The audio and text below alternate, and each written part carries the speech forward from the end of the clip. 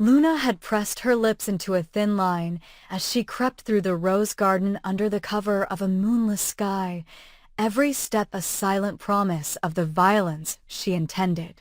No matter how many friends had warned her of the dangers inside the old cliff house, of Steffi's unbreakable spirit, of the Forrester name, of Finn's watchful eye, Luna moved forward with the deadly resolve of someone who believed she had nothing left to lose.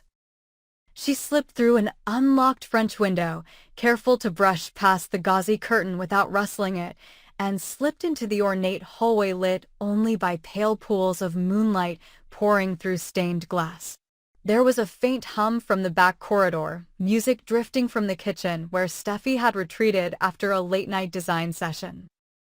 Luna's heart thundered cruelly in her chest as she pressed the cold metal of her gun against her thigh, the very tool she believed would free her from years of injustice, and the only way she saw to make Ridge, Brooke, and the rest of them truly understand her pain.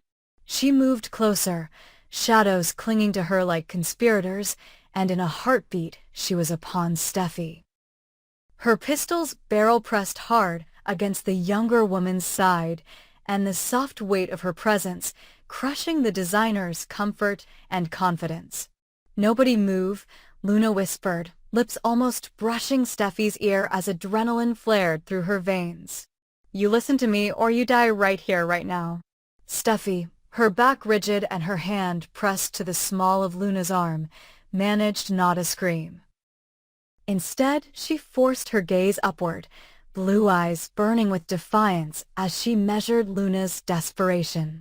It was exactly the reaction Luna had hoped for, a visible sign that she held power at last, but even as her finger tightened on the trigger, doubt crept in, the warning of everyone who ever cared for her whispering in the back of her mind. And then, like a force of destiny, came the thunder of footsteps from behind. A figure bursting into the hallway, a single torch of determination in the darkness. Finn strode forward, eyes widening only for the briefest fraction of a second before stealing into resolve. He saw Luna's gun aimed at Steffi's heart, saw the panic blossoming in Steffi's face, and in that instant something in Finn snapped into action. Without a second thought, he lunged, tackling Luna off balance just as she squeezed the trigger. The shot rang out with a crack that shattered the stillness, a brutal punctuation in the night air, and then all hell broke loose. Luna shrieked as Finn's weight collided with her, sending the dark-haired intruder stumbling backwards into the carved oak banister. The bullet, meant for Steffi's innocent chest, carved a wound through the polished wood frame behind her, splintering it into jagged shards that rained down like the aftermath of a storm. Steffi fell to her knees, choking a sob as she clutched at her gown, the violent thud of the gunshot echoing in her ears like a grave toll. Finn scrambled to pin Luna's arms behind her, his own breath ragged with the rush of adrenaline and fear. "Luna, it's over," he growled, voice low and intense, pinning her gun arm to the floor. "You're not going to hurt her." For a heartbeat, Luna stared up at him with wide, uncomprehending eyes. Eyes that flickered with regret, fear, and the ghost of a cry for help before her arms went limp and she slumped against the banister, spent. Then Finn sprang to Steffi's side, checking her pulse and scanning for injuries as she trembled like a wounded fawn. Relief flooded through him, only to be harshly tempered by the sight of Luna's pale face pressed against the wood, a deep red stain blossoming beneath her temple. Steffi turned in time to see Finn's horrified expression and followed his gaze to Luna's still form. The moment stretched into an eternity before Finn spoke, voice cracking, "She's bleeding. It's bad." Panic surged as they both realized the full scope of what had transpired. Luna had come to kill or be killed, but in the frenzy of protection and rescue, it seemed the unstable young woman had been struck by the bullet. Struck in the head while attempting to pull away from Finn's desperate grapple. Steffi's eyes filled with tears as she scrambled for her phone, hands shaking so badly she had to grip the screen with both thumbs just to dial 911. Finn pressed firm, steady fingers against Luna's wound, murmuring apologies she could no longer hear. Through the window, the distant wail of sirens began to swell, a dirge rising to greet the dawn. Steffi, voice choked, tried to soothe Luna even as she feared the worst. "Hang on, Luna. Help is coming. You're going to be okay." Luna's eyes fluttered, a single tear escaping before her lids drifted shut for the final time. Finn's hand stilled on her temple, and his face went ashen as the realization crashed home. They had meant to save Steffi, but in that violent act of salvation they had become unwitting executioners. By the time the paramedics arrived, the grand foyer of the Cliff House was a tableau of horror, Luna limp and bloodied on the floor, Steffi curled beside her in white satin petticoats stained red at the edges, Finn kneeling between them with his uniform sleeve dyed as well. Fleetwood drapes and a crystal chandelier did nothing to soften the brutality of the scene.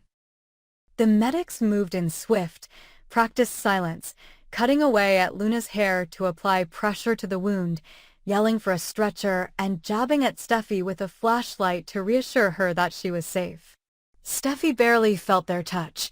She sat back against the banister, numb, as Finn followed the paramedics out into the street, pacing like a caged lion under the flashing lights of the ambulance. The neighbors peered out from behind curtains, and in the distance the headlines were already forming. Cliff House tragedy, designer held at gunpoint, hero or killer. As the ambulance doors slammed shut, Steffi rose unsteadily, brushing her hands against her dress as if wiping away the memory of blood itself, and turned to Ridge, who had arrived moments earlier to find the doors locked and the world upended.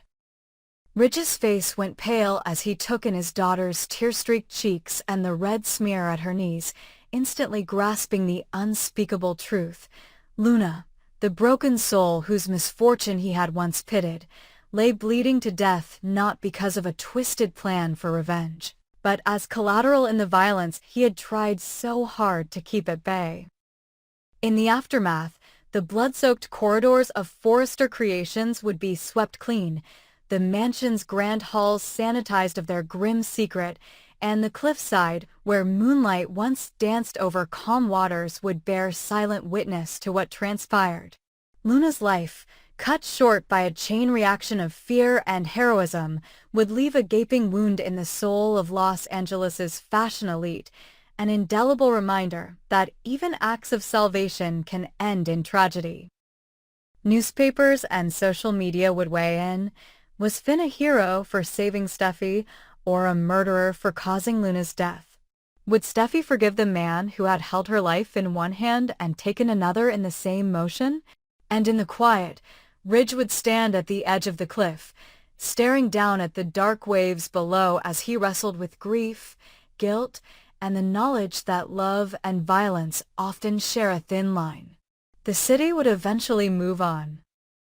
Designs would debut, parties would glitter, and hearts would mend, but the legend of that night would haunt every runway and boardroom. A brutal testament to the price of passion and the unexpected bloodshed that can erupt when hope collides with despair in the world of the bold and the beautiful.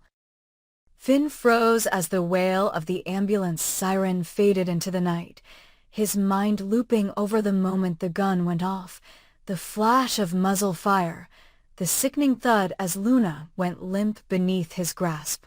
Steffi, crumpled against the mahogany banister, stared at her husband with a mix of relief and horror, the violent storm of emotions in her eyes matching the chaos that raged within him. He knelt beside Luna's body in the foyer, the polished marble floor slick with blood, and realized with a gut-wrenching lurch that the life he had fought so fiercely to protect, his daughter, lay silent in his arms. The world constricted to the narrow tunnel of that truth, and Finn's heart shattered as he pressed trembling fingers to Luna's cold cheek, whispering her name over and over as though sound could somehow revive her.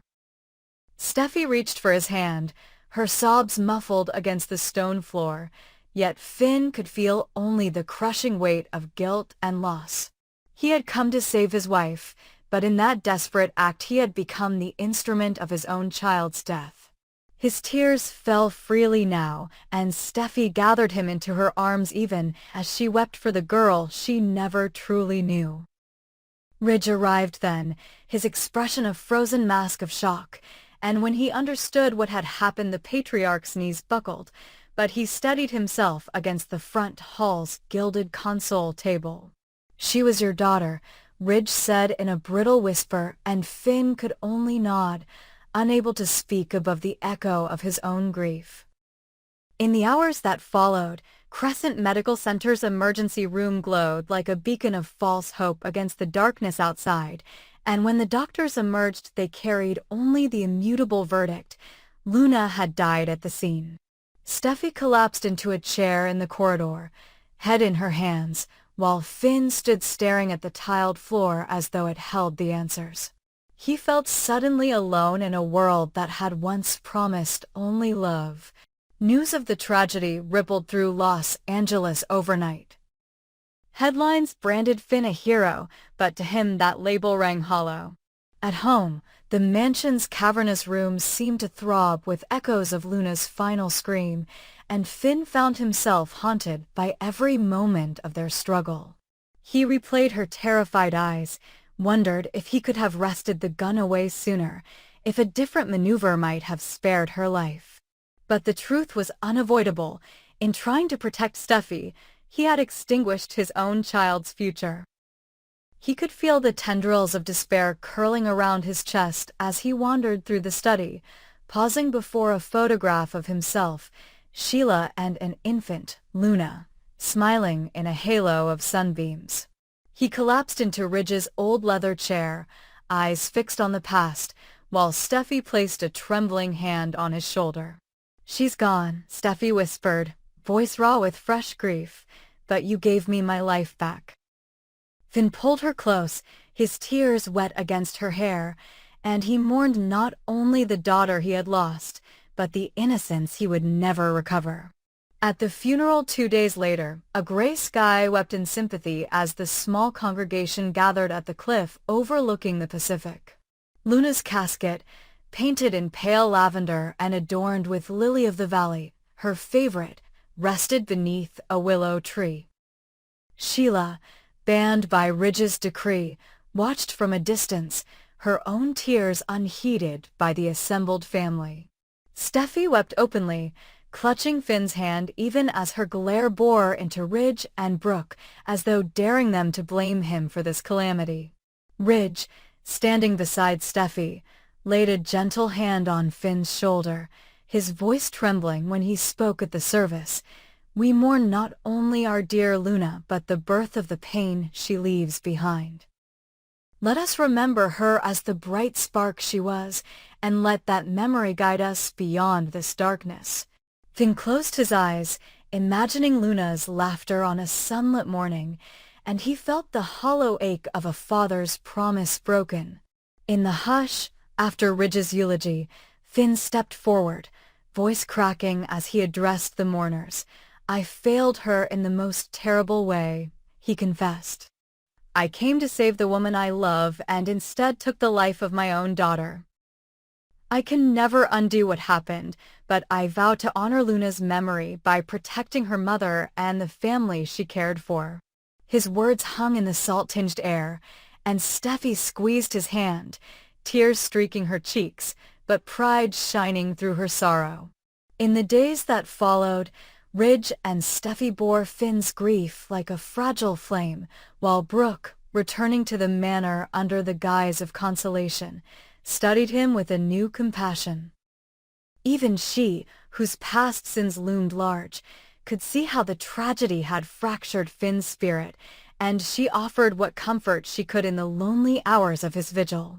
Questions of legal liability and liability insurance swirled, but Ridge quietly assured Finn that he would face no charges. Luna's death had been tragic accident, a bullet intended for another. Yet the Forrester name could not erase the stain of blood, and the fashion house that thrived on glamour now bore the weight of its darkest tragedy. Steffi retreated into her designs, sketching gowns in shades of gray and lavender, each stitch a prayer for closure. Finn, meanwhile, spent long nights at the cliff's edge, staring into the churning sea where Luna's spirit seemed to whisper on the wind.